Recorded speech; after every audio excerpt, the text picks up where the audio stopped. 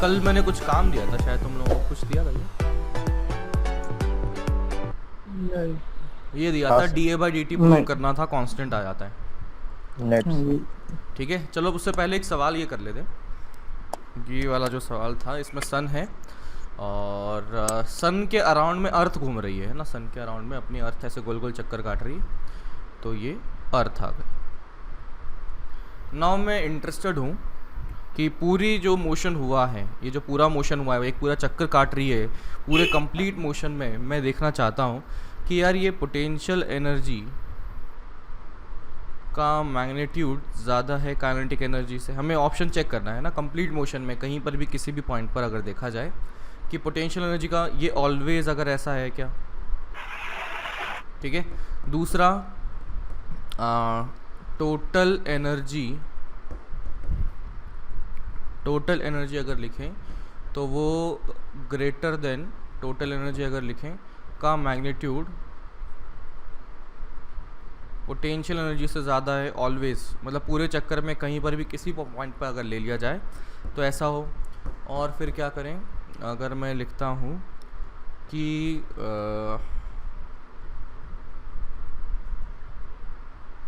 Potential energy plus kinetic energy is greater than zero always. ठीक है, और ये नन कर दो। बताओ इनमें से कौन सा ऑप्शन होगा? ए होगा।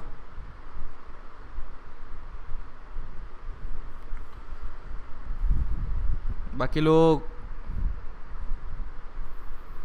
उठो, जागो, काम करो थोड़ा सा। सिंपल सा सवाल, सिर्फ ए और सी और सी। बी। एक में सा बी फॉर बॉम्बे या दिल्ली बोल रहा है, क्या बोल रहा है? बॉम्बे। बॉम्बे। अच्छा बॉम्बे। ई बॉम्बे। तो देखिए यार, पहली बात ये भाई साहब जो है बंधे हुए हैं, अर्थ ऐसे सन को छोड़ के तो जाएगी नहीं, अर्थ सन के अराउंड में घूम रही है, तो इसका मतलब इसके टोटल एनर्जी पहली बात तो नेगेटिव होनी ही चाहिए। बाउंडेड सिस्टम है, टोटल एनर्जी नेगेटिव आएगी। तो आई कैन से दैट कि टोटल एनर्जी यानी कि potential energy plus kinetic energy less than zero तो होगा ही। ये तो कंफर्म हो चुका है, ये कंफर्म हो चुका है। इसका मतलब ये तो गलत है, सी ऑप्शन गलत। सी। अब मैं बात करता हूँ कि ये बाउंडेड है, तो मैं ये भी लिख सकता हूँ कि पोटेंशियल एनर्जी जो कि नेगेटिव है, काइनेटिक एनर्जी जो कि पॉजिटिव है, दोनों मिला के नेगेटिव आ रहा है। ये मतलब जो है वो नेगेटिव आ रहा है। फिर से बोलता हूँ, पोटेंशियल एनर्जी खुद एक नेगेटिव है, ये एक पॉजिटिव है, और इन दोनों को जोड़ दिया जाए तो नेगेटिव आ रहा है। इसका मतलब मैं ये कह सकता हूँ कि पोटेंशियल एनर्जी बड़ा वाला नेगेटिव रहा होगा, पोटेंशियल एनर्जी जो बड़ा वाला नेगेटिव रहा होगा, काइनेटिक एनर्जी छोटा वाला पॉजिटिव रहा होगा, तभी जाके दोनों को मिला के नेगेटिव आ सकता है। तो इसका मतलब पोटेंशियल एनर्जी बड़ा वाला नेगेटिव, जैसे मान लिया मैंने इसको मान लिया -5 मान लिया, और काइनेटिक एनर्जी मान लिया +2 मान लिया। ठीक है, ये एग्जाम्पल के तौर पर मैंने ले लिया कि potential energy is -5 and kinetic energy is +2। तो आप यहाँ से देख सकते हैं, समझ सकते हैं कि पोटेंशियल एनर्जी का मैग्नीट्यूड ज़्यादा आ जाएगा काइनेटिक एनर्जी के मैग्नीट्यूड से। तो पोटेंशियल एनर्जी का मैग्नीट्यूड ज़्यादा है काइनेटिक एनर्जी के मैग्नीट्यूड से, तो ऑप्शन ए इज़ करेक्ट। अब बात करते हैं कि क्या ऑलवेज ऐसा होगा, तो ये वाला रिलेशन क्या ऑलवेज ट्रू कर रहा है या नहीं कर रहा? होल्ड कर रहा है। ऑलवेज कर रहा है। क्यों? क्योंकि बाउंडेड है, तो हर सिस्टम पे, हर चीज़ पर इसका जो टोटल एनर्जी नेगेटिव बनेगी। तो इसका मतलब ये अगर ऑलवेज बाउंड कर रहा है, ये ऑलवेज अगर हो रहा है, तो इसका मतलब ये भी ऑलवेज फॉलो होगा ना। बात करते हैं total energy is greater than potential energy, तो मैं देख सकता हूँ total is kinetic energy plus potential energy. I can say potential energy negative, ये आ गया है पॉजिटिव, तो मिला के जो नेट बना है वो बना तो नेगेटिव है। अब बात है कि छोटा नेगेटिव बना है या पोटेंशियल एनर्जी से बड़ा नेगेटिव बना हुआ है? छोटा नेगेटिव। छोटा नेगेटिव बना है, क्योंकि यार ये तो नेगेटिव था, उसमें कुछ चीज़ जोड़ दी गई, प्लस कर दी गई, तो बेचारा का नेगेटिव वाली वैल्यू कम हो जाएगी। जैसे -5 लिया, +2 कर दिया, तो ये -3 आ जाएगा। इसका मतलब टोटल एनर्जी जो बनी है उसका मैग्नीट्यूड पोटेंशियल एनर्जी के मैग्नीट्यूड से कम पाया जाएगा, पोटेंशियल एनर्जी का मैग्नीट्यूड ज़्यादा पाया जाएगा, बट दिस इज़ उल्टा, तो इसका मतलब दिस इज़ रॉन्ग। समझे क्या? नन तो रॉन्ग है ही। And option A is correct, समझे? हम्म, ठीक है, अब इसका बताओ ये प्रूफ कैसे किया? एनीवन, क्या किया जाए इसमें प्रूफ?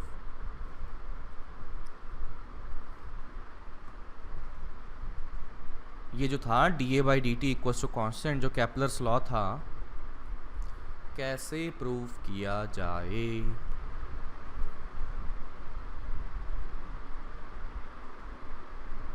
आपको बोला था ना पढ़ने के लिए एनसीईआरटी से। अरे यार पढ़ लिया करो भाई, मेहनत कर लिया करो थोड़ी सी। अब मैं क्या बोलूँ तुम लोगों को, अब हिंदी में बोलते हुए मराठी में बोलते हुए थक गया मैं। अंग्रेजी में कोई फ़र्क पड़ेगा नहीं। कोई स्पेशल लैंग्वेज है क्या जिससे तुम काम करते हो?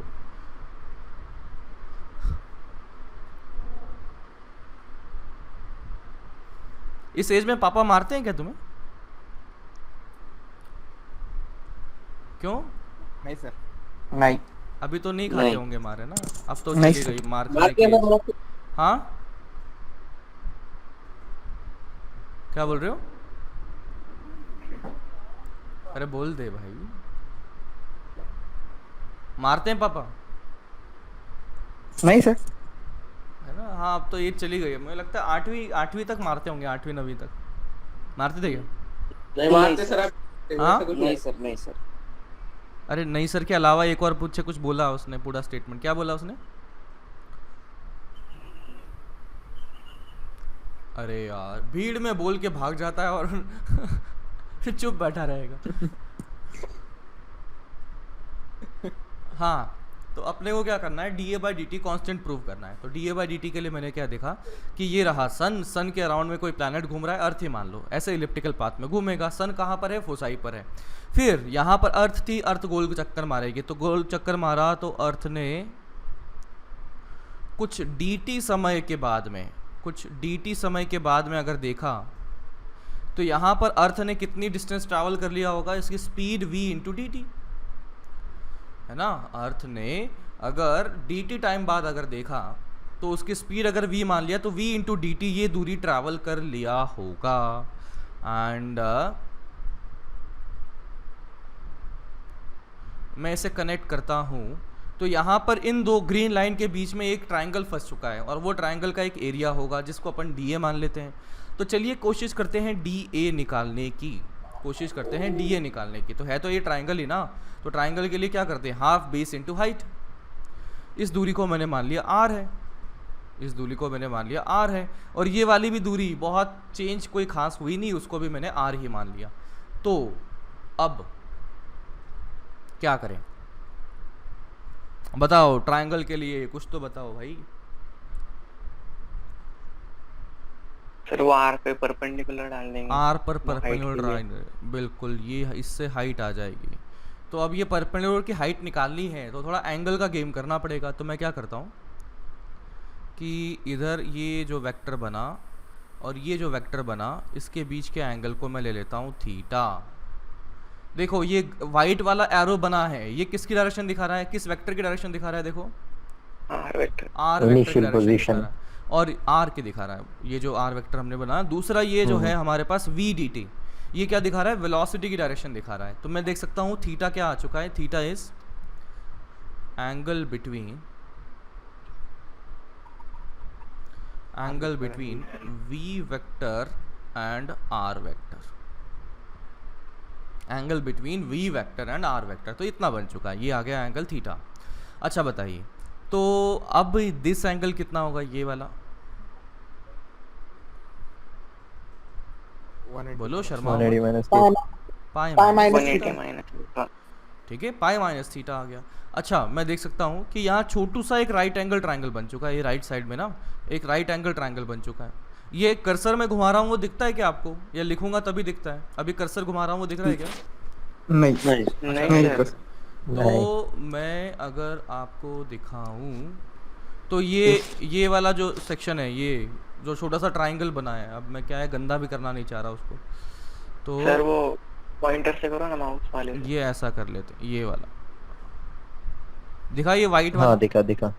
हाँ तो यहाँ पर इन तीनों से मिलके जो बना हुआ राइट एंगल ट्राइंगल है उसकी हाइट मुझे निकालनी है। तो इसका हाइपोटेनस की लेंथ मुझे पता है, कितनी बताओ? VDT VDT। तो बताओ हाइट की लेंथ कितनी हो जाएगी? VDT sin थीटा। Sine of pi minus theta, यानी कि साइन थीटा बन जाएगा। तो डी ए अगर लिखा जाए तो हाफ, बेस लेंथ तो आर हो जाएगा, और हाइट अगर लिखा जाए तो वो हो चुका है VDT sine of pi minus theta. तो दिस इज हाफ VDT और साइन थीटा। कौन आ चुका है? ये डी ए आ चुका। आर भी कहीं था ना, ये आर इतना बन चुका है। तो अब देखो ये क्या आ गया, D A by D T is equals to कितना बन चुका है? ये है 1/2 small R V sine theta. अभी क्या है, ये देख के कुछ मज़ा नहीं आ रहा, तो मैंने यहाँ पर 1/2 आर वी साइन थीटा साथ में multiply divide by mass of planet, यानी कि मास ऑफ अर्थ कर दो। तो ऊपर कितना आ गया? 1/2 MVR sine theta upon m आ चुका है। ऊपर वाली चीज देख के किसी की याद आई क्या? बोलो। Angular momentum. Angular momentum. Momentum. तो मैं देख सकता हूँ ऊपर वाला जो माल हो चुका है वो है L एंगुलर मोमेंटम, और नीचे बन चुका है 2m, और this is DA upon DT। तो सिंस यहाँ पर मैं बाकी चीज़ें इधर लिख रहा हूँ, तो आप देख सकते हो L हमने लिख दिया है MR क्रॉस V होता है, और वो हो जाएगा MRV साइन थीटा हो जाएगा। तो ये आ गया MVR साइन थीटा। और ये जो L बना है वो क्या बना है? सन के अबाउट बना है। तो सन के अबाउट L की वैल्यू क्या रहेगी? बोलो। Constant. Angular momentum is conserve. तो मैं देख सकता हूँ since about sun torque is equals to 0, that's why angular momentum is equals to angular momentum final, or L is equals to conserved। L is equals to conserved। तो यहाँ से मेरे पास जो dA/dt बना वो चीख के कह रहा है, क्या कह रहा है कि L constant upon 2 constant M constant. तो इसका मतलब dA/dt कांस्टेंट आ चुका है। ठीक है, बोलो कोई डाउट? वैसे तो तुम्हें ये घर से करके आना था, लेकिन तुम फिर से मेरे को डिसअपॉइंट कर दिए।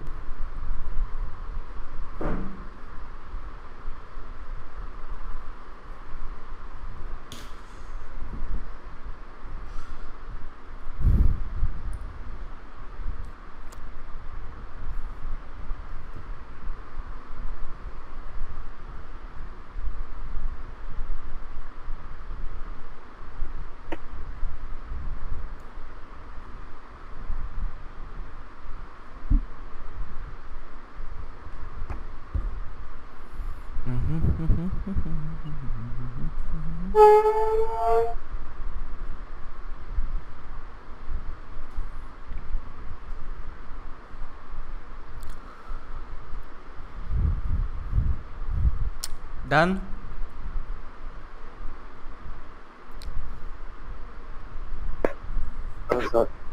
चलिए आगे बढ़ते हैं। Yes sir.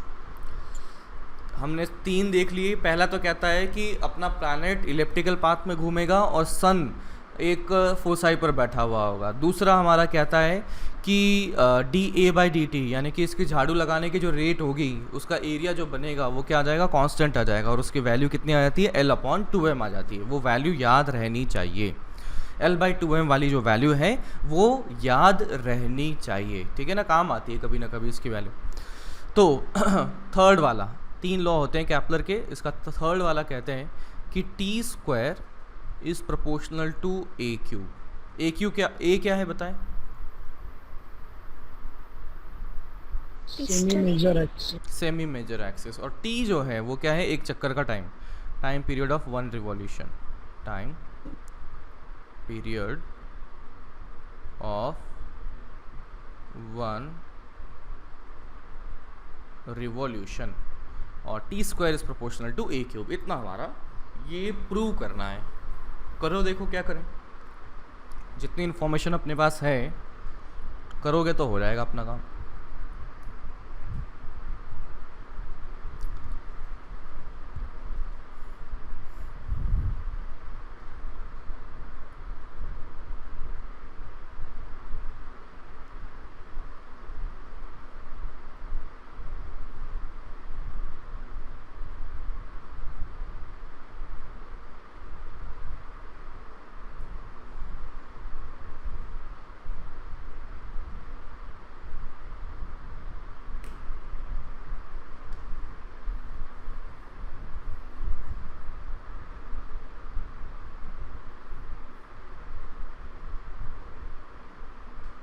Sir time period से करेंगे तो हाँ, cos to 2 pi Time period से e cube by 2 pi r by v root of 2 pi R by Two by V नहीं, gm।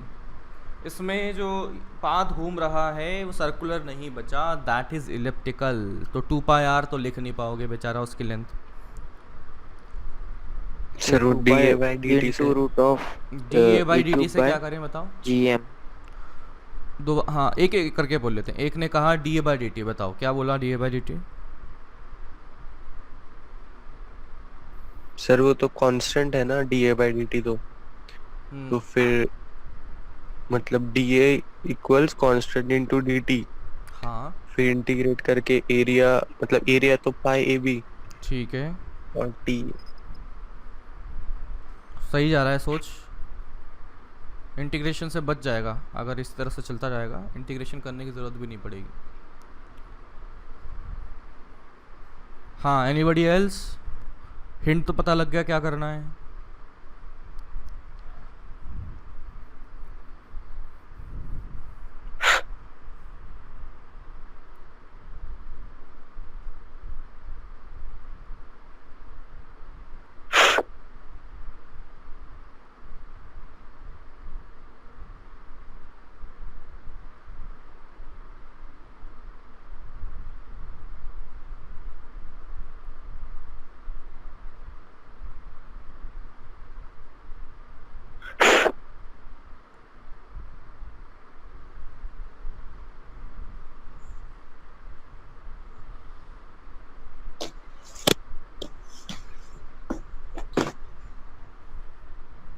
तो करना क्या है?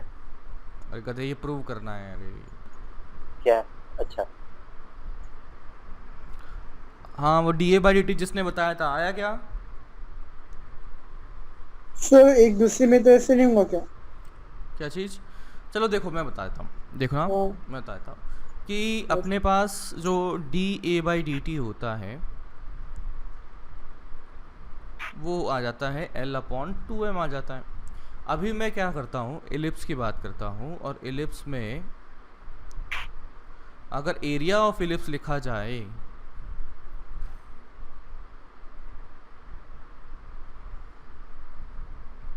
एरिया ऑफ एलिप्स लिखा जाए तो बताइए कितना लिखा जाता है? Pi a into b, pi a b pi a into b लिखा जाता है। तो भाई d A by D t यानी कि छोटे एरिया, भाई छोटे टाइम के लिए अगर ये वैलिड है तो बड़े टाइम अपॉन बड़े एरिया अपॉन बड़े टाइम के लिए भी तो वैलिड होगा ना। मैं लिखता हूँ फॉर वन कंप्लीट चक्कर, एरिया अगर लिखा जाए तो वो हो जाएगा पाई ए बी, और उसका जो टाइम हो जाएगा वो कितना होगा? टी, यानी कि टाइम पीरियड। तो यहाँ से आया एरिया अपॉन टी, ये आ चुका है D A by D T. देख लो, बोलो। हाँ सर। कर सकते हैं साहब। हाँ अरे भाई, तू चाहे जितना छोटा एरिया ले या चाहे जितना बड़ा एरिया ले, अगर तेरा D A by D T तो हर इंस्टेंट पे कांस्टेंट बना है ना, तेरी स्पीड अगर कांस्टेंट बनी है तो total distance upon total time निकाल के स्पीड निकाल सकता है क्या तू? बोलना अब, हाँ है ना? उसी तरीके से छोटी डिस्टेंस अपॉन छोटा टाइम लिख के तू स्पीड निकाल सकता है क्या? तो ये वही किया हुआ है कि छोटी एरिया अपन छोटा टाइम कर दो या बड़ा एरिया अपन बड़ा टाइम कर दो, बात तो एक ही है, क्योंकि स्पीड कांस्टेंट आने वाली है, रेट ऑफ एरिया की जो स्पीड वैल्यू है वो कांस्टेंट आने वाली है। तो ये आ जाएगा L/2m।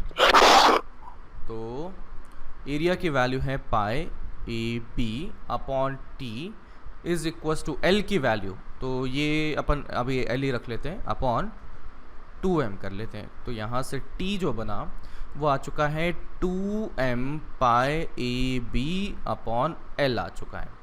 तो अभी क्या है ना, अपने को सब कुछ एक ही टर्म्स में चाहिए, तो b को हटा लेते हैं। तो b को अगर लिखा जाता है 2 पाई, अपने को ये मालूम है, क्या मालूम है, e is equals to one minus b square by a square. अपन दोनों तरफ स्क्वायर कर लेते हैं, तो ये कितना आ गया, e square is equals to 1 minus b square by A square. तो थोड़ा सा रीअरेंज किया तो मेरे पास आ गया B square by A square is equals to 1 minus E square. तो यहाँ से b आ चुका है a root over 1 minus E square. Got it? हाँ सर। अभी ये 2 पाई किस बात के आ गए? वही में सर अपनी अच्छा, इसमें से एक है m होगा, है ना, एक m होगा इसमें से। तो 2 पाई m, a तो a ही रहने दो, b की वैल्यू आ चुकी है a root over 1 minus E square upon l। तो l के अंदर में क्या आ जाएगा, फिर से वैसे ही लिखा। तो ये आ जाएगा m। v की वैल्यू अगर देखें तो v अपन निकाल सकते हैं, कहीं से भी अपन एंगुलर मोमेंटम निकाल लें वो तो हर जगह बराबर ही आएगा, किसी भी पॉइंट पर निकाल लो वो तो हर जगह बराबर आएगा। तो मैंने ये दूरी अगर लिखी तो वो कितनी आ गई, a इंटू 1 प्लस ई आ गई। और यहाँ की जो स्पीड है वो हमने कल निकाल ली थी, बताओ देख के कितनी आ गई थी इधर, वो आ गई थी root g m by a 1 minus e upon 1 plus e. तो यूज कर लेते हैं ना यार, क्यों लोड ले रहे हैं अपन, 1 प्लस ई। तो ये आ जाएगा m, v की वैल्यू आ गई root over g m by a, और कितना आ गया, ये आ गया 1 minus e upon 1 plus e. ठीक है, इतना बन गया, और r भी बनने वाला है। तो r कितना आ जाएगा बोलो, a into 1 minus e 1 plus e, a into 1 plus e बन जाएगा। तो देखना यहाँ पर इसमें नीचे में यहाँ पर रूट a है और यहाँ पर a है, तो डिनोमिनेटर में नेट इफेक्टिवली रूट a आ जाएगा। आया क्या, डिनोमिनेटर में रूट a आया और ऊपर में जो है a स्क्वायर है, तो कितना हो जाएगा, a की पावर 3/2, लेफ्ट हैंड साइड में t है। तो अभी ये सभी कांस्टेंट को देखता हूँ, थोड़ा रीअरेंज कर लेते हैं। तो यहाँ से t मेरे पास बना 2 पाई, m से तो m कैंसिल आउट, a की पावर बन चुका है 3/2, फिर ये आया कितना आया, ये ऊपर 1 प्लस ई, नीचे ये आ चुका है 1 माइनस ई स्क्वायर का अंडर रूट, ये खत्म हो जाएगा। देखना 1 प्लस ई रूट ओवर 1 प्लस ई, तो इसके ऊपर में बन जाएगा रूट ओवर 1 प्लस ई, समझे क्या? यस। अब यहाँ पे अंडर रूट ऑफ 1 माइनस ई का होल स्क्वायर बन जाएगा। 1 माइनस ई इंटू 1 प्लस ई को जब मल्टीप्लाई करेंगे तो रूट ओवर 1 माइनस ई का whole square, 1 minus E square बन जाएगा। अरे यार मैं लिख देता हूँ, रुको, ये m तो m खत्म हो गया, ये आ जाएगा root over G capital M upon कुछ नहीं है, a तो अपन ने कंसिडर कर ही लिया, और साथ में आ जाएगा 1 माइनस ई स्क्वायर। देखो समझो कुछ दिक्कत हो तो बताओ, देखो रे बाबा,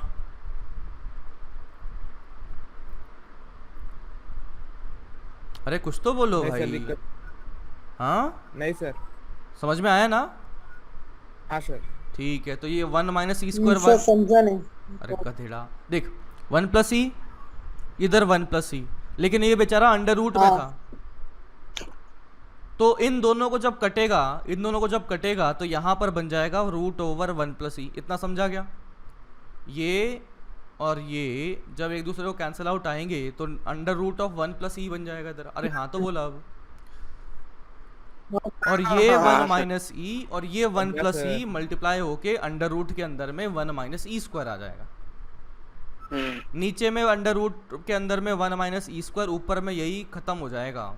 तो ये पूरा जो मामला आ गया, ये आ गया 2 pi sorry 2 pi a power 3/2 upon root GM, ये t है। तो यहाँ से अपने पास बन चुका है t is proportional to a power 3/2, या स्टाइल से लिखें तो t square is proportional to a cube. बस यही हम चाहते थे। बोलो। ऊपर की साइड लेना। अरे भाई ये तो समझ में आया ना। लिखो। हाँ सर।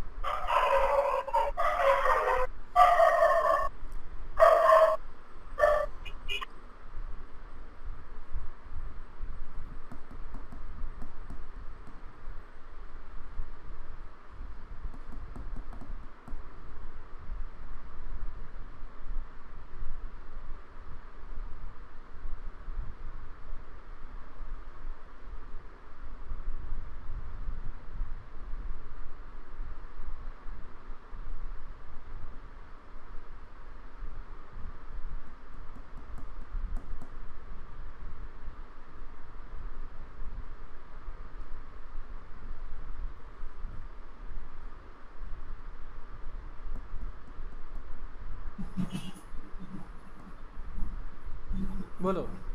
कोई डाउट?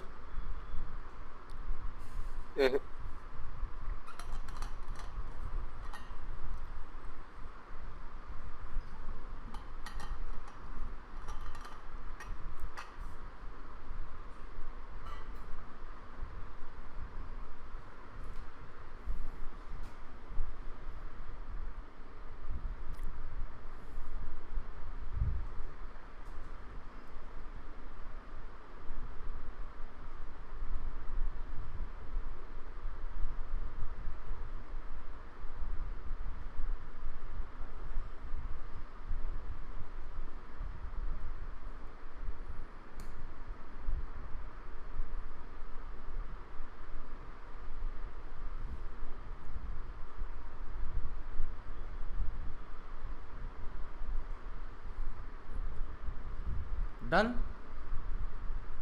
ऊपर कौन सा? हो गया सर।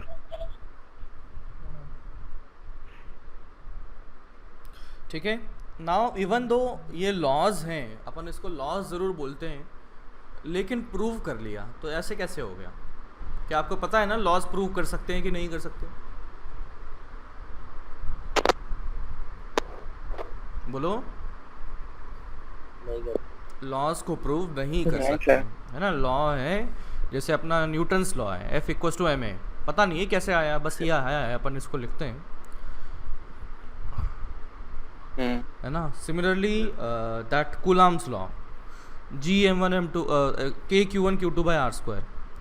तो वी डोंट नो कि बस हाँ ये इसको समझ लेंगे, इसकी मदद से अगर करेंगे तो बाकी चीज़ें आ जाती हैं, बट हमें नहीं पता वो कैसे आया। तो सिमिलरली कैप्लर्स लॉ जो है, जिस टाइम पर ये डिराइव किया गया था उस टाइम पे ग्रेविटेशन की इन्फॉर्मेशन हमारे पास में नहीं थी, ग्रेविटेशन फोर्सेस के बारे में नहीं पता था। कैप्लर्स लॉ ध्यान देना, टाइम फ्रेम में आपको बता देता हूँ।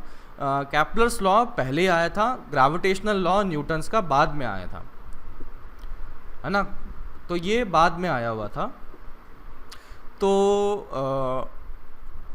जब न्यूटन की ये इन्फॉर्मेशन आ गई, जब न्यूटन्स लॉ हमारे पास पहुंच गए, जब हमारे पास ग्रेविटेशन लॉ समझ में आ गया, तब जाके इसकी मदद से हम कैप्लर्स को प्रूव कर सकते हैं। ये सभी जो अपने पास इन्फॉर्मेशन आई थी, ये L/2m वगैरह, उसमें हमने ग्रेविटेशन के यूज़ किया था, तो उसके बाद में हम इसको प्रूव कर सकते हैं। तो अभी भी इसको कन्वेंशनली लॉ ही कहा जाता है। अच्छा, न्यूटन की भी काफ़ी अच्छी एक स्टोरी है रिगार्डिंग ग्रेविटेशन, कि एट दैट इंस्टेंट जब न्यूटन के बारे में बात हो रही थी, तो उस टाइम पर उसका मास ऑफ अर्थ जो है ना, मतलब जैसे मान लो अभी न्यूटन ने उसको डिस्कवर कर लिया कि ग्रेविटेशन ये है, बट आपने थ्योरी दे दी और वो थ्योरी अगर एक्सपेरिमेंट के साथ में मैच कर रही है तो थ्योरी इज़ वैलिड। फिर आप चाहे कोई एकदम मतलब बच्चे ही क्यों ना हो, अगर आपने जो थ्योरी दी और वो एक्सपेरिमेंट को वैलिडिफाई कर पा रही है, सारे एक्सपेरिमेंट्स जो उससे रिलेटेड हैं उसको वो वेरीफाई कर रही है, तो that will be considered as acceptable. और अगर वो वेरीफाई नहीं कर पा रही है तो that will not be considered as acceptable. तो न्यूटन का उस टाइम पर हवा बहुत था, हवा समझते हो ना, मतलब उसका रुतबा बहुत था। बट हुआ क्या कि एट दैट टाइम जब ये न्यूटन ने अपना लॉ बनाया, तो लॉ बनाने के बाद में उन्होंने वेरीफाई किया कि यार ये चीज़ें सेटिस्फाई कर रहा है या नहीं कर रहा है। तो जब उन्होंने सेटिस्फाई करने की कोशिश करी तो वो नहीं कर रहा था, तो उन्होंने अपने सारे जो भी रिजल्ट्स थे, सारे एनालिसिस थे, अपनी पोथी बांधी और वो डाल दी बक्से में कि हाँ बाद में देखेंगे इसको, है ना, बाद में देखेंगे इसको। फिर अब क्या हुआ, 2-3 साल बाद में एक न्यूज़ आती है न्यूटन के पास में कि यार मास ऑफ अर्थ जो अभी तक हम ले रहे थे वो गलत ले रहे थे, मास ऑफ अर्थ जो हम ले रहे थे वो गलत ले रहे थे। तो जैसे ही न्यूज़ ये न्यूटन के पास में पहुंची, तो वो न्यूटन भाई साहब ने वहाँ पर पहुँचे अपने सारे रिजल्ट्स के पास में, उसमें नया मास ऑफ अर्थ डाला तो वो काफ़ी एक्यूरेट रिजल्ट दिखाने लगा। तो न्यूटन के लॉ में गड़बड़ नहीं थी, लेकिन एट दैट टाइम जो मास हम लेते थे वही गड़बड़ लेते थे। दैट इज़ वाई वहाँ पर मतलब उन्होंने अपने लॉ को डिले करना पड़ गया। न्यूटन्स लॉ जो हुए, अपने ग्रेविटेशन लॉ को उन्होंने 2-3 साल डिले करना पड़ा था, बिकॉज वो वेरीफाई नहीं कर पा रहे थे कि हाँ यार ये तो एक्सप्लेन ही नहीं हो रहा, क्या बताऊँगा मैं, किस मुंह से बताऊँ।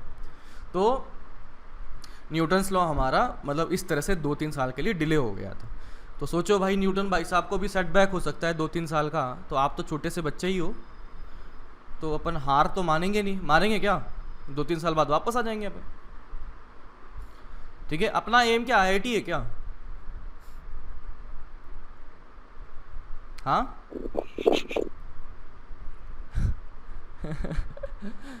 नहीं सर IIT हो जाए, शादी हो जाए बस मेरी, और कुछ नहीं चाहिए मुझे यही है क्या?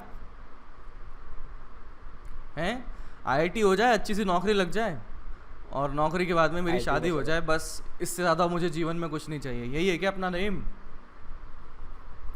अरे बोलो भाई, है ना, यही है ना? एकदम यही है। वैसे कुछ नहीं सर, ऐसा नहीं है। नहीं। तो देखो यार, जो जनरली स्टूडेंट्स का होता है या पेरेंट्स का होता है कि यार IIT में भेजने का परसेप्शन ये होता है कि हाँ IIT में अगर चला गया, उससे बीटेक अगर कर लिया, तो इट इज़ कंसिडर्ड कि हाँ वो बच्चा जो है थोड़ा स्टेबल रहेगा रिलेटिवली, उसकी लाइफ में कोई उतार चढ़ाव नहीं होंगे, उसको जॉब वगैरह आसानी से मिल जाएगी, रिलेटिवली वो सक्सेसफुल लाइफ जिएगा। ये परसेप्शन होता है सभी का, और शायद इसी के लिए ही कई लोग आते हैं कि हाँ यार अपने को जॉब अच्छी मिल जाएगी, और इसके लिए अपन आते हैं। तो यार अपना जो अल्टीमेट जो पर्पस है वो तो है सक्सेसफुल होना, और सक्सेसफुल होने के लिए ज़रूरी है फाइट बैक करना है। मतलब सेटबैक तो आपके आएंगे ही, है ना कहीं आप लड़के गिरोगे ही। अब गिरोगे तब वापस उठ के खड़े होने में जो आपका जील लगेगा, तब जाके आप चैम्पियन बनोगे, है ना। जब आप वापस उठ के खड़े हो जाओगे ना, तब जाके आप चैम्पियन बनोगे। नहीं तो फिर अगर वहीं के वहीं ढेरे रह गए तो फिर तो कोई मतलब नहीं है बच्चा। फिर चाहे आप IITian हो, चाहे आप ना हो, अगर आपकी वो लड़ने की अगर इच्छा शक्ति ही ख़त्म हो गई तो फिर कोई मैटर नहीं करने वाला। सक्सेसफुल मॉडरेट तो हो जाओगे, लेकिन अपने को अगर बड़े बड़े काम करने के अपने विचार हैं तो ये ज़रूरी बन जाता है कि अपना जो फाइट बैक वाली जो पावर है ना वो बहुत बहुत ज़्यादा हो। तो सोचो न्यूटन भाई साहब के, सोचो उन्होंने इतना रिसर्च किया, उतने सारे एनालिसिस किए, है ना, इतना रिसर्च किया, इतने एनालिसिस किए, और बाद में सारी चीज़ें फेल हो गई। मतलब इतनी उम्मीद के साथ में उन्होंने सब कर रहे होंगे कि बेटा आप तो पूरी दुनिया बदल दूंगा, और फिर वो गड़बड़ हो गया, सारा ज़ीरो, है ना। किसी को दिखा भी तो नहीं सकते, गलत था ना वो तो उनके हिसाब से। तो अब वो चीज़ वो गलत उस टाइम पर ज़रूर थी, लेकिन उन्हें हार नहीं मानी भाई। 2-3 साल चिल अपनी लाइफ जी रहे थे, और अपने आप जो चीज़ें होनी थी वो हो गई, और सक्सेसफुल हो गया, उनका जो लॉ था वो वैलिड हो गया। तो भाई चीज़ें थोड़ी टाइम के साथ भी ठीक होती हैं, है ना। कुछ चीज़ें टाइम के साथ भी ठीक होती हैं और कुछ चीज़ें अपना जो फाइट बैक की टेंडेंसी है उससे भी ठीक होती है, उससे बहुत डिपेंड करती है। मतलब हार में अपनी मेंटेलिटी कैसी है कि हाँ भाई लड़के वापस आना है, वो मेंटेलिटी आपको बहुत ज़्यादा हेल्प करेगी सक्सेसफुल बनाने में, बहुत ज़्यादा हेल्प करेगी। मतलब IITian होना भी इतना कोई ख़ास बात नहीं है, लेकिन अगर आप में फाइट बैक करने की टेंडेंसी नहीं है ना, आप में फाइट बैक करने की टेंडेंसी नहीं है ना, तो चाहे आप IITian हो, चाहे आप कलेक्टर हो, चाहे कुछ भी हो, अगर एक बार अपन गिर गए और फिर खड़े होने की शक्ति नहीं है, मन नहीं है, तो फिर वहाँ पर रुक जाएगी आपकी लाइफ। और ऐसा गिरोगे, कभी ना कभी तो गिरोगे ही, है ना, आगे जाके कभी ना कभी तो आपको सेटबैक आएगा, क्योंकि लाइफ बहुत बड़ी है, इतने सारे लोग हैं, अलग अलग प्रकृति के, अलग अलग नेचर के, सब अपना अपना फ़ायदा ढूंढते हैं। तो हो सकता है कि आपका भी थोड़ा सेटबैक आए, लेकिन खड़ा होना है वापस से पूरे जोश के साथ में, और जब लड़ाई करोगे तभी तो जीतोगे। अरे बोलो भाई। हाँ सर। है ना, तो यही है। अच्छा, तुम्हें क्या लगता है शिवाजी महाराज ने हार नहीं, मतलब लॉस नहीं लिया था? लॉस तो लिया था उन्होंने कितनी बार, है ना। शिवाजी महाराज की अगर बात करें तो उनकी कई बार लॉस हुई है, मुगल एम्पायर के साथ में उनको सरेंडर भी करना पड़ा है अपनी कई सारी चीज़ें, लेकिन फिर फाइट बैक किया ना उन्होंने, टाइम देख के फिर अपने से पूरा फाइट बैक किया, और फाइनली वो जो डेथ हुई थी उनकी, तब एट दैट टाइम वो मतलब पूरा एक राज्य था उनका एक बड़ा सा, और उसके बाद में फिर 150 साल उनका राज्य आगे चला था, है ना। शायद आपको ये पता नहीं होगा, पता है क्या? पता है सर, पता है ना, कि शिवाजी महाराज के बाद फिर अपने संभाजी, और संभाजी के बाद शाहू महाराज, एंड हाँ, और शाहू महाराज के बाद में पेशवाज आए थे, हाँ, है ना, पेशवाज आए थे। और पेशवा ने 1816 तक, 1816 तक काफ़ी बड़ा राज्य था, पाकिस्तान तक था अपना मराठों का राज्य, पाकिस्तान, उधर राजस्थान, पूरा दिल्ली वगैरह सब कवर कर रखा था, मतलब बहुत बहुत बड़ा राज्य था। लेकिन अपनी हिस्ट्री बुक्स में इतना ज़्यादा ध्यान से बताते नहीं है। बताते हैं क्या आप लोगों को? महाराष्ट्र में शायद बताते हैं, तो नहीं बताते ना। तो अभी आजकल वही पढ़ रहा हूँ मैं, तो अभी पता लगा कि हाँ, पेशवा का जो राज्य था वो बहुत बहुत बड़ा था। अपन तो लाइटली लेते थे कि यार ठीक है कुछ होगा, है ना। मुझे याद है मेरी 10वीं तक तो मैंने वो पढ़ा था, मुग़ल एम्पायर काफ़ी सिंसियरली पढ़ा हुआ था। एंड मुग़ल एम्पायर के बाद में अंग्रेज़ों का पढ़ा हुआ था कि बहादुर शाह ज़फ़र के बाद में अंग्रेज़ आ गए और ऐसा कुछ हुआ, मतलब ख़त्म हो गया उसके बाद में मुग़ल एम्पायर।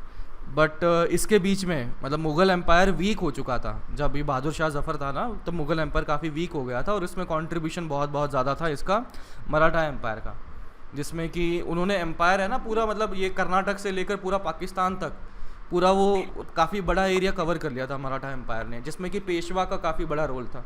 तो जैसे सिंधिया वगैरह आपने सुना होगा, माधवराव सिंधिया, वसुंधरा सिंधिया, सुना है क्या नाम? हाँ सर।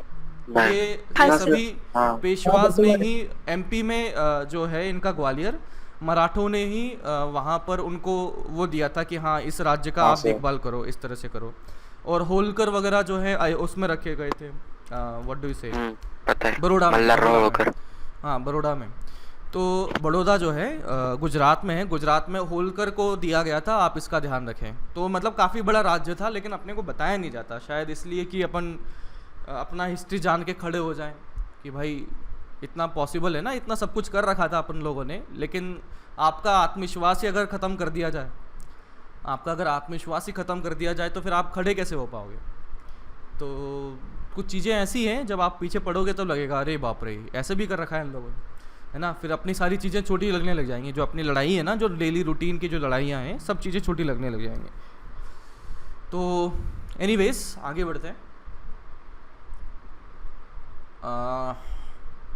क्या बात कर रहे थे हम? अच्छा, इसकी बात कर ली थी हमने, देख लिया T² प्रोपोर्शनल टू A³ वगैरह देख लिया था, है ना। T² प्रोपोर्शनल टू A³ किसके लिए हमने देख लिया था कि इलिप्टिकल पाथ में जब ये घूमता है तो किस तरीके से घूमता है, उसका टाइम पीरियड वगैरह हमने देख लिया था। नाउ हम बात करते हैं path of satellite. Path of satellite मतलब ऐसा समझ लीजिए कि ये ले लिया मैंने अर्थ, अर्थ के सराउंडिंग में सैटेलाइट ऐसे घूम रहा है,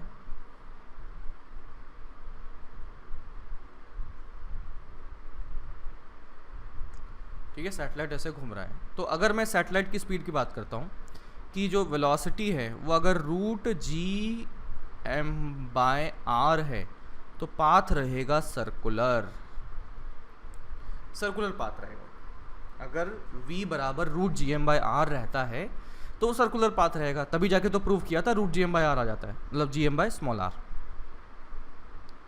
ठीक है, अगर मैं वेलोसिटी की वैल्यू, स्पीड की वैल्यू अगर मैं कर देता हूँ √gm/r से कम है तो इसका जो पाथ बन जाता है वो इलिप्टिकल बन जाता है, उसका जो पाथ बन जाता है वो इलिप्टिकल बन जाता है। और अगर v की वैल्यू ग्रेटर है √gm/r से लेकिन छोटी है √2gm/r से, √2gm/r हो गया तो वो तो बेचारा भाग ही जाएगा। अगर √2gm/r हो गया तो वो तो बेचारा भाग जाएगा, छोड़ जाएगा, एस्केप कर जाएगा, है ना। ये अर्थ थी हमारी, ये अर्थ है। तो यहाँ पर जब ये वाला पाथ हुआ तो ये जो स्पीड पाई गई तो देखा गया इसका पाथ जो है वो क्या लिया गया, वो देखा गया इलिप्टिकल पाया गया कि पाथ जो इसकी स्पीड है, जो सैटेलाइट घूम रहा है उसकी स्पीड √gm/r से ज़्यादा है और √2gm/r से कम है तो उसका पाथ इलिप्टिकल बन जाएगा। अगर v की वैल्यू √2gm/r है तो इसका जो पाथ बनता है वो बन जाता है पैराबोला। और v की वैल्यू अगर ज़्यादा आ जाती है √2gm/r से तो पाथ बनता है हाइपरबोला, है ना। ये चीज़ें अपने को ध्यान होनी चाहिए, पूछ सकते हैं सीधा सीधा, इसी पर सवाल आ जा सकता है, ठीक है ना। तो ये अपने को पता होना चाहिए, लिख लो जल्दी से। ये प्रूफ नहीं कर सकते हम, अपन नहीं करेंगे, यूज़ नहीं है उसका।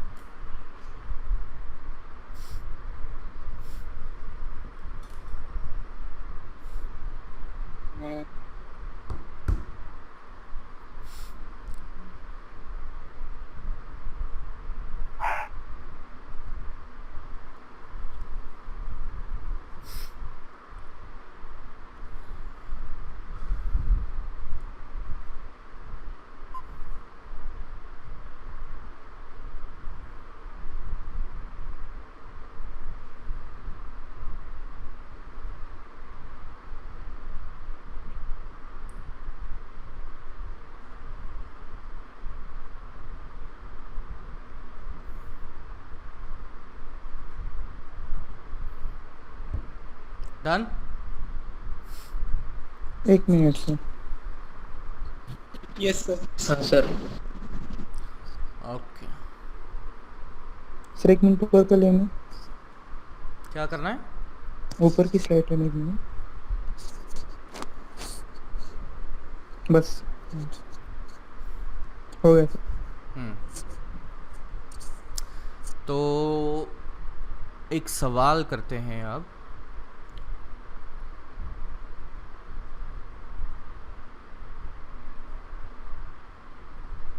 यहाँ पर कर दिया, इसका मास है m, इसकी रेडियस है r, और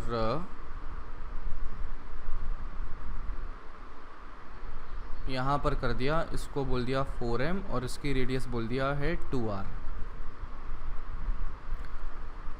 और इनके सेंटर के बीच की जो दूरी दी गई है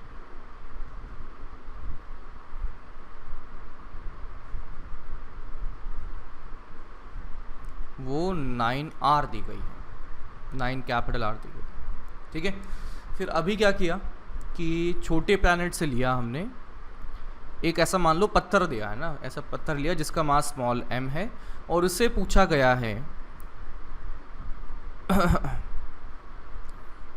find the minimum speed given to small m so that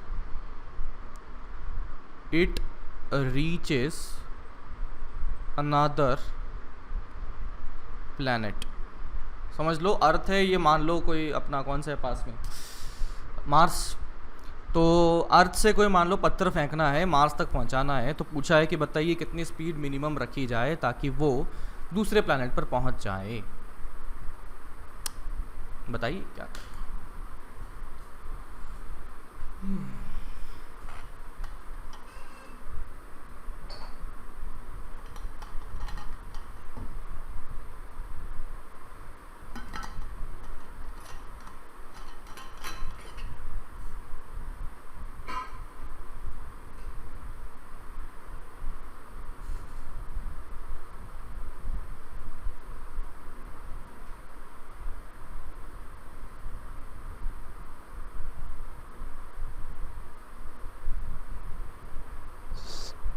√4/3 GM/R। क्या किया बच्चों? वो बीच वाले एक पॉइंट तक उसको मिनिमम पहुंचाना है ना, जहाँ पे दोनों की इलेक्ट्रिक फील्ड 0 है। सॉरी, बिल्कुल सही, ग्रेविटेशनल। हाँ सही है, सही। बिल्कुल सही। तो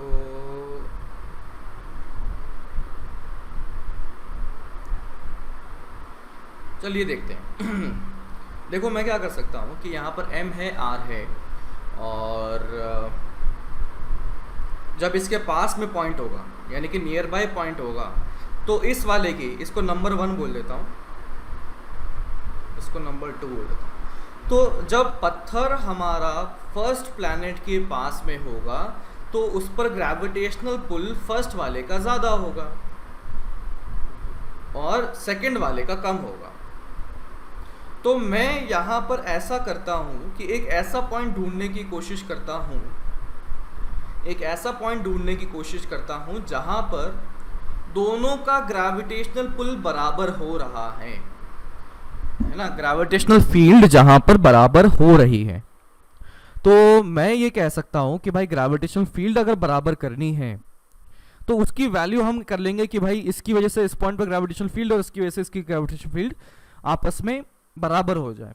तो सर ऐसा पॉइंट ढूंढ ही क्यों रहे हैं? तो देखिएगा, जब इस पॉइंट P के लेफ्ट में पार्टिकल होगा, इस पॉइंट P के लेफ्ट में पार्टिकल होगा तो इस पर नेट फोर्स कहाँ पाया जाएगा? लेफ्ट में कि राइट में? लेफ्ट में। लेफ्ट में पाया जाएगा। और P के जस्ट राइट में अगर मैं आ गया तो इस पर पार्टिकल पर फोर्स कहाँ पाया जाएगा? लेफ्ट में कि राइट में?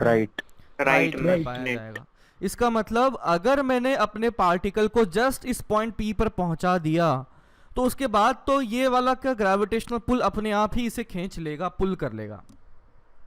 हाँ। इसका मतलब मेरा काम ये है कि बस यहाँ तक पहुँचा देते हैं, और इसको पहुँचाना है तो यहाँ ढूंढना पड़ेगा कि ये है कहाँ पर। और ये पॉइंट क्या है? मैं लिख सकता हूँ at point P gravitational field जो नेट बनी है 0 बनी है। 0। तो मैं देख सकता हूँ यहाँ से मान लेते हैं x मान लेते हैं, तो इसका लिख सकते हैं gm/x², नंबर 1 की वजह से ग्रेविटेशनल फील्ड, और दूसरे वाले की वजह से बनेगा, वो बनेगा g4m/9r-x का होल स्क्वायर। अब ये दूसरे एक दूसरे को ख़त्म कर रहे हैं तो इनका मैग्नीट्यूड तो बराबर रहा ही होगा। तो यहाँ से G से G, कैपिटल M से कैपिटल M, तो ये आ चुका है 4x² is equals to 9r-x का होल स्क्वायर। तो यहाँ से अंडर रूट का गेम खेलते हैं, तो एक आ चुका है 9r-x बराबर 2x, और दूसरा आ चुका है 9r-x बराबर -2x। तो यहाँ से आया 3x बराबर 9r, तो x बराबर कितना आ गया? 3r आ गया। और यहाँ से कितना आ गया? -x बराबर 9r आ गया, यानी कि x बराबर -9r। इसको ख़त्म कर दें, है ना? ये उल्टी बात कर रहा है कि जहाँ पर मैग्नीट्यूड बराबर हो रहे हैं, क्या ना, कि यहाँ से लेफ्ट हैंड साइड में जाएंगे वहाँ पे भी तो मैग्नीट्यूड बराबर हो सकते हैं ना, लेकिन डायरेक्शन तो गड़बड़ हो जाएगी। तो अपने को क्या देखना है? ये वाला मैंने कैंसिल कर दिया। इसको बताओ, कैंसिल करने में कोई दिक्कत है क्या किसी को? बोल दो, शर्माओ मत। नहीं सर। डन, ठीक है। अब देखो मैं इसकी बात करता हूँ, इस पॉइंट P तक पहुँचाना है। तो पॉइंट P तक पहुँचाना है तो मैं कह सकता हूँ कि just enough speed such that particle reaches point P। तो लगा लेते हैं एनर्जी कंजर्वेशन। तो पहले मैंने मान लिया कि उसकी स्पीड हो गई 12mv02। अब पोटेंशियल एनर्जी भी लिखनी पड़ेगी। पोटेंशियल एनर्जी में दो कारण होंगे पोटेंशियल के, एक तो छोटा वाला स्फीयर, एक बड़ा वाला स्फीयर। तो छोटे वाले के लिए अगर लिखा जाए तो वो होगा -g small m capital M upon centre से दूरी था कैपिटल R, प्लस अगर बड़े वाले की बात की जाए तो क्या लिखे बताएं? -g small m 4m upon दूरी कितना है बताओ?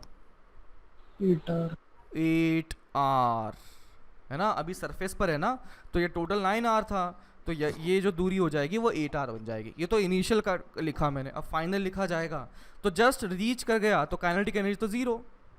पोटेंशियल एनर्जी की बात करते हैं तो 1 से तो कितना हो चुका है, 3r पे जा चुका है, तो ये आ गया -g small m capital M upon 3r। फिर दूसरे का क्या लिखें, -g स्मॉल m, बोलो 4m अपॉन 6r। 6r। बस अब सॉल्व कर ले, v0 आ जाएगा। कर लोगे v0, है ना, वेरिएबल v0 ही था ना, बस वो आ जाएगा। मिनिमम स्पीड सच दैट कि वो क्रॉस कर जाए। Got it? Got it. हाँ जी, तो इसी के साथ में अपना ग्रेविटेशन होता है खत्म समाप्त। हो गया। हाँ, ग्रेविटेशन छोटा सा ही तो है, ये तो अपन ने बहुत टाइम लगा दिया, इससे तो 1.5 लेक्चर में ख़त्म हो जाता है। लेकिन अपना लेक्चर थोड़ा 1 घंटे का ही तो होता है ना, 1.5 घंटे के, मतलब आप समझ लो कि लगभग 1.25 घंटे के आसपास में ख़त्म हो जाता है ग्रेविटेशन, अगर कंटिन्यूसली पढ़ाया जाए तो। आप कौन सा चालू करने वाले से? अब ये करंट इलेक्ट्रिसिटी, सर ऊपर वाली स्लाइड लो ना। करंट सर इलेक्ट्रिसिटी, ऊपर हाँ जी, ऊपर वाली ले लो।